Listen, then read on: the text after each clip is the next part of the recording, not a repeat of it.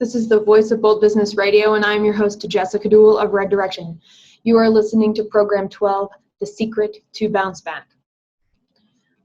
In a world where instant gratification is normal, bouncing back sounds like something fast. It also sounds like something fairly easy. Think back, though, to a time when you were in a situation and every single moment of that situation felt like 5 minutes long. Usually, fear took over, or anxiety, or some other emotion that is outside of the regular realm of what we experience. For whatever reason, it happened, and we may or may not have known that it was going to happen. But the result was unexpected. It was painful. It may have even been surprising. Whether we are able to get over something, though, it comes down directly to how we look at the world, our experiences, and our ability to use the lessons of our past experience. Bouncing back is a set of skills. These skills are planning, patience, practice, and productivity. It's not easy to bounce back. Definitely not as easy as it sounds, although it is a muscle. It is a tenacity builder that we get through practice. And it takes work, and work takes effort, and it takes support, and support takes a network. It takes learning, and learning is lifelong. This is Program 12, The Secret to Bounce Back. Welcome to the Voice of Bold Business, the show that provides everything smart leaders need to evaluate situations, build relationships, and create solutions. Jessica Duell candidly talks about the skills necessary to build tenacity and do more with less. And now, here's Jessica. We live in a world where really not much is in our control.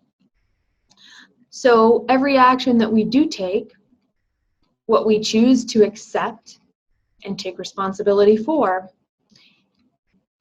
and what we do with those things is how we create impact or not.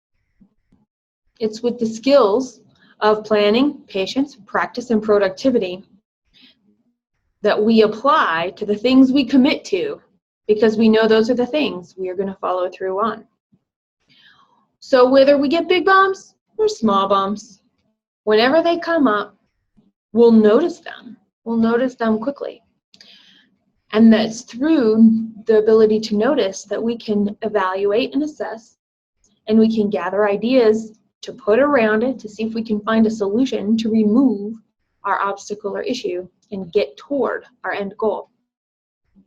Because in the end, it's the end that we're thinking about. Or really, I guess I should say that differently. It's at the beginning and in the middle that we are thinking about the end. You know, I read this article, and I actually pulled it out of a magazine. This is Mindful Magazine, page 63 in the April 2016 edition. So it's a little old, but it is timeless information. And it says, see it, feel it, be it. And I actually wrote on this. Okay, I found this the other day, and I was like, oh, this would be perfect for a show. So here is our secret to bounce back. And it starts with accepting the fact that there's fear. And we have fear all around us. And I wrote on this fear. I wrote discover stages 1, 2, and 3. That has to do with the 12 stages of healing, a set of practices and books and workbook that was written by Donnie Epstein, that we practice in our house on a fairly regular basis, just checking in with our bodies and allowing the connection with our breath and our body to inform us and help us see the emotions and notice what's going on so that we can be aware and decide what to do with that information. So see the fear comes down to a question, what's the worst that can happen? Feeling the fear comes down to a couple of questions, and I just picked one for this. Feeling the fear, what do you feel in your body at that time? And then being the fear, what is there to be afraid of? Who is actually afraid? Is it my current self? Is it my past self? Is it my alternate self? Somebody in between? And you could put any emotion in here that you wanted. It could be anxiety, it could be distrust, it could be happiness, it could be excitement, it could be passion, it could be whatever you wanted it to be, the range of feelings, confusion maybe. But actually seeing the emotion, feeling the emotion, and being the emotion creates a different level of awareness and understanding of what we do and how we show up and how we react in different situations. And that matters because when we're planning, which is one of the 4 steps, remember the 4 skills to bouncing back: planning, patience, practice, and productivity. When we're talking about planning, we have to have an awareness of what's going on. We don't have to know everything, which is very different than awareness. We just have to be able to notice. We have to know what we know right now, and maybe we have to challenge what we knew in the past because it might not be relevant right now. And what that comes down to right there is knowing that change is going to happen. Something happened in the past that we're going to associate and filter this present through. Yet, can we set that aside a little bit or include it and notice what else could happen that is happening right now that is different than in the past? Because we know there's going to be change, so we can anticipate change. We might not be able to anticipate the exact change unless you can see in the future, and then that's a pretty cool skill. But I know, speaking from my own personal experience and how I live in this world, I just anticipate that change is coming, and I'm going to be prepared for that change, even though I don't know what that change is, because I have some basic plans. I have some basic structure. And the thing is, there's this idea of building connections. We live in a world where we're really connected. We are connected to people on all kinds of platforms, all kinds of electronics. Even in our own workspaces, we have physical connections through our volunteer and home life and church and other organizations that we might be belonging to. But I want you to stop and think, of all those connections we have, who could you call if you had a flat tire and your AAA had expired? That is a connection that goes beyond the regular interaction. And for the purpose of this conversation, I'm going to call it the surface. There are these surface connections we have, and we have a lot of them. We need to get below the surface and have some relationships locally that go deep and that we can call on people for. And this is our ability to be able to ask for help. What help do we need in different situations? If we have aging parents and we work 45 minutes away and they call and they need help, who is between you and your parents that could be on call, that you could pick up the phone and say, my mom and dad need some help? Or I'm not going to be able to be on time. Can you go over there and be on time? I'll be 10 minutes late. Or whatever the case may be. The same thing is for those of us out there, and this is me included, that have children, especially school-aged children, or children of any age really, because as soon as they get a little tiny bit of a fever, they can't go to school.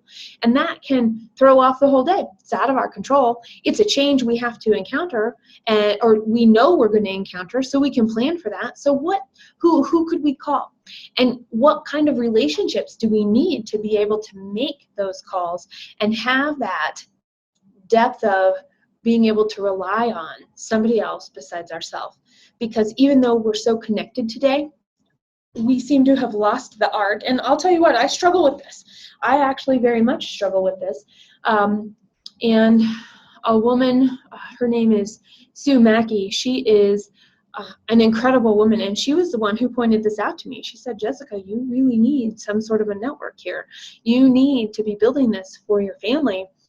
So, because if you need to fall back on something, you want a net. You want a safety net.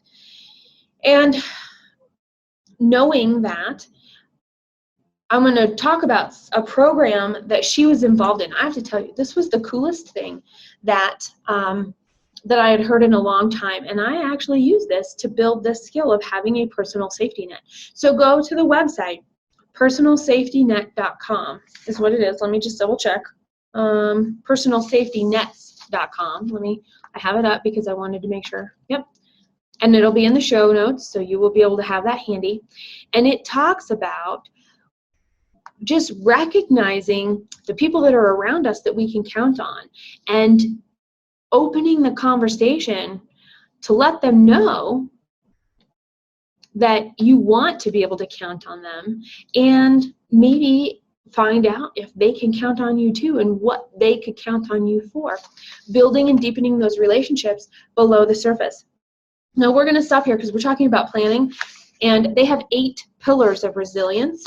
And part of having a personal safety net is so that there is a plan. There are people that can be relied on. This is like our little community, our little village that it takes to survive in this world and make sure that we can keep our responsibilities and support everybody and have this network that actually works in our personal life and in our professional life and in our volunteer life and in every facet of life that we have. The first one, and I hope you go to the website and read these yourself, the first one is belief system, which is talking and centering around compassion and hope. So what are our values? Why do they matter? What makes us feel calm? What allows us to get a little more grounded? What out there in the world makes us just smile for no reason and get a twinkle in our eye? Because really there is a reason behind it, but it's those little simple things in the world that matter. I know, like for me today, I was getting ready to leave to go to a meeting this morning, and I usually take our son to school, and today I didn't, and he ran right up to me and he goes, "I know I already gave you a hug, Mama. I know I already gave you a hug, but I want to give you one more." And that made my heart feel full. It made my heart light shine brighter. The second pillar is career and retirement. And this is where who can be the person who can pick up your child from school if you get delayed on the way there, or have a flat tire, or have a meeting that runs late. If you need as simple as a cup of sugar, or if you need a ride somewhere, or you want somebody to check your mail. I mean, it could be all kinds of things. And this is something that's really important, because as we are aging, as our families are growing, having connections with our neighbors and knowing that our neighbors are there to help us, and which of our neighbors will help and want to help is really important, especially and those of you who are not aging or in the middle of your life somewhere. Do you have neighbors that are aging, and are they living alone? And do they need help getting some simple things done, like going to the grocery store, or raking the leaves, or cutting the grass once in a while? Who knows? We don't know until we have that. Now, as soon as we open that door, we have to be prepared to practice it and produce, which are skills we're going to talk about in just a little bit. The third one is community resources. There are a lot of resources available at our fingertips that even if somebody asks us for help, maybe we don't have the knowledge for that, but we know where to get the knowledge. We know where to help somebody go to get some services and some information that they need. So knowing that and having that handy. Plus, you might ask, and somebody might not be able to actually help you out themselves, but they can tell you where to get help. That's pretty important in our personal safety net. Family and friends. The people we want to associate with, the people that can challenge us to be our best selves, the people that we can work with, and maybe our kids play together. Maybe we sit around and have a drink and appetizers once in a while. We just get to know each other and have a real good connection with each other. Finances and legalities. I mean, we've got to have people that understand what's going on in our life outside of us, for whether it be for a state, whether it be for resources, to ask questions, to deal with situations that come up. Health and wellness, the same thing. Intellect, Are we taking the time to learn? Who do we want to learn from? What are the things that we need? And our possessions. That's the 8th one. Usually, stuff requires care, for lack of a better description. And who can help you take care of that stuff that you have, those possessions? So go look at the website, personalsafetynets.com, find out what it is, how to make it, and how it helps you as an individual, you as your household, and then you as a person in business, and the businesses that you work for yourselves, how that can actually be useful. And I want to say thank you, Sue, for putting this website across my radar. I have used it and made use of it myself a lot.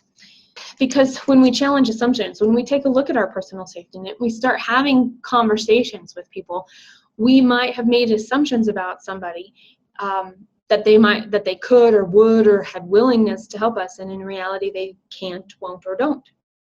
And that's okay. But until we go through the process of having some conversations, we don't know if we have holes in our net or not, and if we fall, will we be caught? So the norm isn't always right, and we need to challenge our assumptions a little bit. We also need to understand that with the things that are out of our control, can we influence them? And this is where I think some of the things like the legal piece and the community resources really come into play, because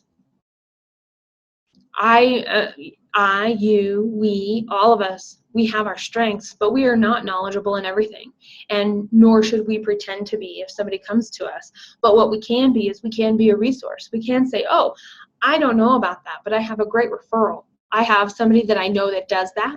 Or, oh, here's what you might search for on the internet. Or, oh, wow, I know somebody who's been in that situation. Maybe I can hook you guys up so they could share some insights if they're willing. Because when it's out of our control, we don't want to try and control it, especially if it's not our area of strength. And if we don't have the knowledge around it, we're really not influencing in a positive way. We're actually putting ourselves out there in a way that we don't, when we don't know what we're talking about, we might as well own the fact we don't know what we're talking about. So good researchers, you know where you're at. Poor researchers, you can still do your research and have some answer. And it never hurts to say, I don't know. It never hurts to say, I don't have the answer to that. And that can be hard to do sometimes, because I know in this world where we're taught about relationships and giving and being servant leaders and servant leadership, that's an easy thing to say, well, we shouldn't. We should be able to go find the answer. Well, the person who's asking us the question can also go find the answer. So we can challenge. The norm isn't always right? Come back to that challenge piece and say, well, they're asking us because they thought we knew, so maybe we could ask a question to find out why they asked us in the first place. How could we help them, or what piece of information might we have that will actually help them in their specific situation? Okay, that was planning. That was skill 1 of bouncing back. Skill 2 of bouncing back is patience. We've got to know our limits. I know it was really interesting. I'm trying to describe to a 5-year-old what patience is, because everything that goes on, you get badgered, you get questions, you get repeated and interrupted, and that's only part of it, right? Then sometimes there's behavior, and sometimes there's actions, and sometimes there's messes, and sometimes it doesn't matter what it is. It's life. And all of a sudden, before you know it, you're like, I'm snappy. And I have to take a step back. And one day I said, Carter, I'm at the end of my rope. And he goes, what does that mean, Mama? You have a rope? I want to see your rope. And so I was like, oh, okay, because I didn't want to be. I actually wanted to be present and be supportive and try and figure out why whatever was going on, and could I influence it or not. So I have been practicing a lot of patience, and that's something I will continue to do probably for the rest of my life. But trying to teach that to a 5-year-old, the end of my rope, I can only handle so much before I'm full. And so describing, oh, well, it's not a real rope, but it's you know how you've been, and so we went through this situation, you know how you've been, you know what this was, you know that, and all of this stuff has just been happening and over the last however long it's been. And he's like, oh yeah, okay. I said, well, every time that happens, I become a little more anxious. Every time I get interrupted, I lose my train of thought and I start to get frustrated. And after a while, that builds up. And that's when I said, I'm at the end of my rope. I'm like, I don't have any more to give right now. So understanding when we're at our limit and when we might just have to say, I hear you and I need some space. I hear you, I'm at my limit. Because being able to have a good communication with somebody is really important. And being able to stop and say, oh, I'm full. Oh, I can't do this right now.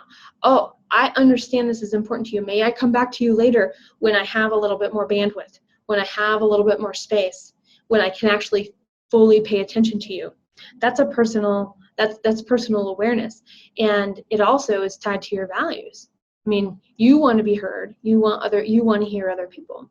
You want to be seen. You want to actually see other people. You want to be able to ask for help. You actually want to be able to hear somebody's request for help. So the patience in the sense of if I take the right amount of time, not too much and not too little, but the right amount of time, I can figure out what I know or don't know. I can figure out and who I need to ask. And I can maybe talk it through with somebody so I can figure out what I need to know so that I can make the plan. And, around that sometimes, and there are days like this, I mean, I've had them where it is nonstop bombardment, nonstop fires. It's like everywhere you go, all you're doing is reacting. It's hard to keep our patience that way. It's also hard to keep our wits about us, and it's hard to keep our thinking cap on in terms of just being able to actually put effort into anything that's coming at us when we're just fending this stuff all the time and having it all come at us. So when time isn't always on our side, we might have to make rapid fire decisions. We might have to do the best that we can do in that situation. And there's always time to take one breath, maybe even 3 breaths, maybe even 9 breaths, nice and deep and slow. Because that's not a lot. It might be 2 minutes. I mean, 9, whatever. 2 minutes of breathing is worth being able to understand the reaction to a situation or recognizing that we're being bombarded so that we can understand the emotions around it. And when we take action out of emotion, I don't want to say it's right or wrong. It's what's been done. But we can find out if our decisions and actions based in emotion only will require redoing later. It's much better to take a breath and recognize that we are walking into something new or that we have something else coming at us when we just put out the last fire, that we can rapid fire, but we can also take a breath. And in that breath, doesn't take a lot. Sometimes we'll take the space that we can get, and 3 to 9 breaths is all we need to allow a little bit of settling in there and a little bit of space for a different kind of clarity to come through. Patience. The third skill, practice. I'm going to start with a quote. John Wooden is is really on my radar, and I like everything I'm reading about him. I feel like I'm learning a lot from him and his story, and this is a practice that I've stuck this with practice because it really hit home for me when I was preparing for this radio show. His quote, "Things turn out best for people who make the best of the way things turn out." It sounds circular, but it goes back to we accept that there's change. We might not know what's going on. So whatever situation is in front of us, whatever patience we may be practicing, however fast or slow it might be going, our outlook matters, our mindset matters. And I find that really useful because when we're tired, sure, we can complain, but it doesn't help us. getting over being tired. And in fact, it takes more energy to tell people how tired we are than it is to actually just go take a nap, or to stop for 5 minutes and take a break, or to get outside in nature, or to stop and eat lunch, or have a snack, or close your eyes for a couple of minutes. And this also comes down to like gratitude and appreciation. Are we appreciative to be able to use our brains to face the situation that we happen to be in right now? We're in a bad situation. We're feeling it. We've got those negative emotions going on. Yet we're still living. We're living through it. We're here. There's something to be learned. There's something to grasp onto. And if we can appreciate the place that we're at, and we can appreciate and even find one thing of beauty, even if it's the color of a car that we don't usually see because we're walking down the street on our commute, we get off the bus, we're walking down the street, doesn't matter, we just see something out of the corner of our eye. Maybe it's something in the window of a shop. Maybe it's making eye contact with a stranger. There is beauty all around us, and it only takes an instant to recognize that no matter how hard things are, we can create the path out of that. And sometimes it's just mindset, our ability to appreciate and look at a situation. So we've talked about planning, we've talked about patience, we've talked about practicing.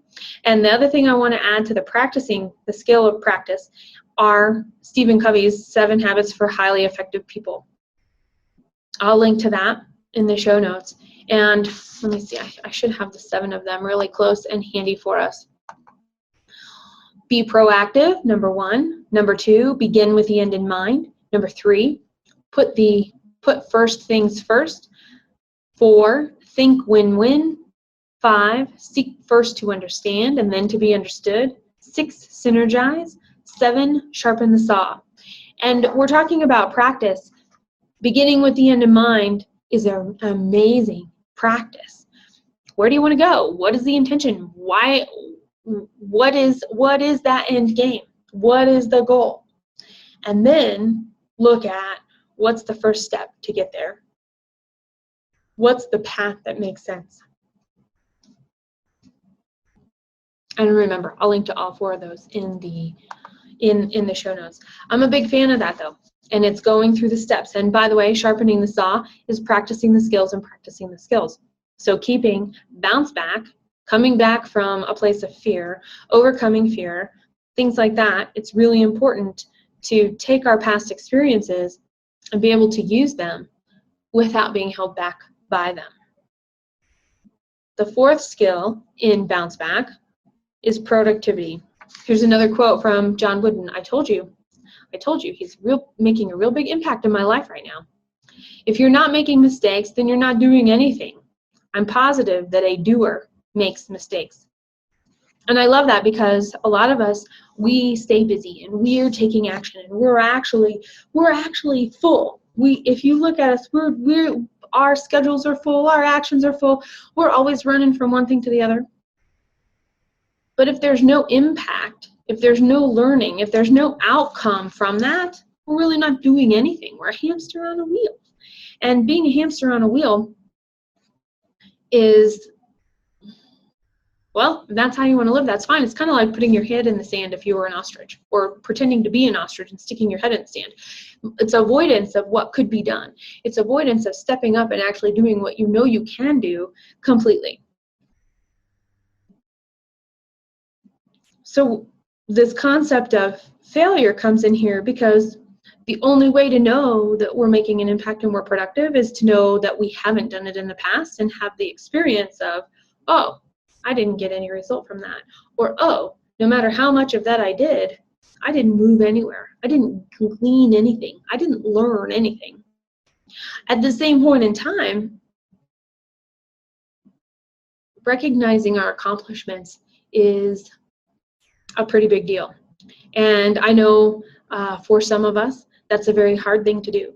But if we don't recognize what we've done well, if we don't recognize that we've achieved our own goals, and it could be monetarily and it could be award-wise, but really it could also just be, I did the best that I could. And the outcome was positive. It might not have been stellar, but I did the best that I could. I used every skill that I had. I played all in. I showed up. When I do that, it doesn't matter how, coming back to bouncing back, if I've got those in my pocket and I've referenced them and I use them and I'm aware of them, then I can use that to help me bounce back because I'm productive. I'm recognizing that I might fail. I'm also recognizing that I have won. And part of being productive goes back to the influence. What can we actually influence? And that goes back to something that was in the 8 pillars on the personalsafetynets.com website, is that if I don't have the skill to do it, who do I know that has the skill to do it? That they can either help me by doing it with me or teaching me so that I may do it myself. And maybe it's expertise that I can't learn. Maybe I need a business lawyer. Maybe I need a dietitian. Maybe I need a doctor. So the thing is, I would go to somebody in my network that might know about those things and ask questions. And if I'm not getting the questions answered the way that I want, or I'm getting nothing but opinions from that person, I might need to change my questions so that I can show up to go, okay, I need this, and they know a little bit about this, and they know people who do this. So what questions do I ask with intention to get the information that I need? Because everybody wants to be able to help. And if we don't know what we want or why we're showing up to ask the question, it's really hard for somebody else to give us answers that we're not asking for, even though those are the ones we need to be productive.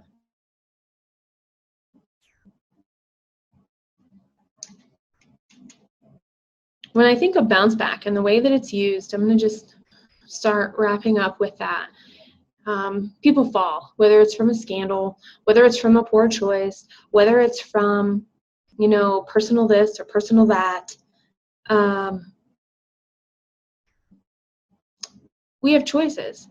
And when we fall, we might fall far and we might fall hard.